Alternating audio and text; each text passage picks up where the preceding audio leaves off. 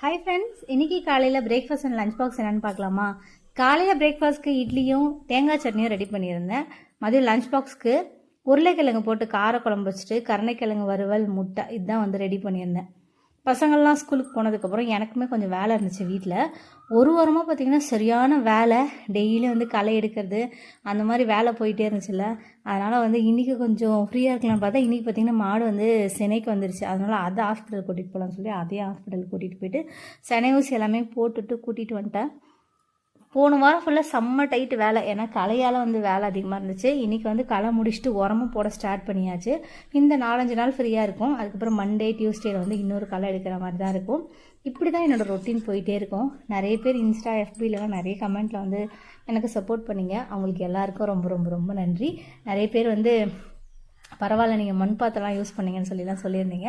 அவங்களுக்கும் என்னோடய நன்றிகள். நீங்கள் எல்லாம் சாப்பிட்டீங்களா, என்ன சாப்பிட்டீங்கன்னு சொல்லி கமெண்ட்டில் சொல்லுங்கள்.